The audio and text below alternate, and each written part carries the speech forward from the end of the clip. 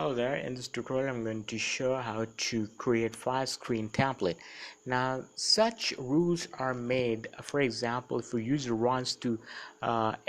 wants to uh, store a .mp3 file, and if we don't want a .mp3 file in our shared network, then we can restrict that by creating this template. Since it's a rule and the quota will be there, we can restrict by file screening.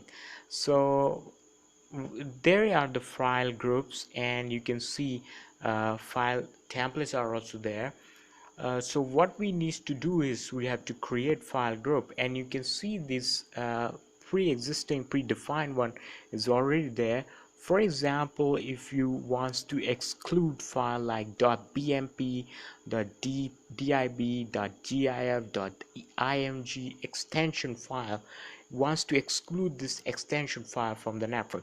So create file group either goes to right click the right side and right click from file groups. So for example, just wants to name we are creating file group, so my blog files, I just named it, and files to be included. These files, for example, uh, .bmp, so what the type is, example is already there. You have to put star dot extension, that is .bmp, for bitmap image, doc for work files, or .rtf for rich text document. So I just wants to include this file and wants to induct this file, and these three extension files will no longer allow to shared, will no longer allow to put in our share folder. So we just create a file group dot the extension my blog file. You can exclude the files also from predefined one. For example, if I want to exclude a file that like .gif, if I want to add, I can add, and I can exclude those files from the predefined one and from my own made one also.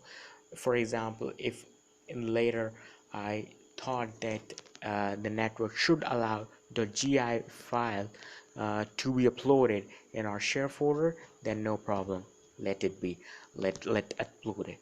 Now what we do, we need to create a template. So right click either from file screen templates or at right hand side and right click the middle of the screen.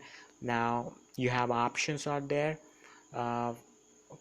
Already templates is there, so you can copy the predefined one also.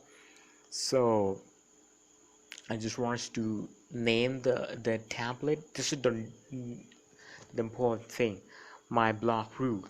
Now active screening to unauthorized file means if you want to strictly allow that user can't copy those files, those extension files or whatever, it won't be. Passive screening, just for monitoring. It will allow you to allow users to copy the files in the network. It will just give you a message that this user saved the banned banned extension file or suspicious extension file. You can also maintain from here maintain file groups by creating or editing.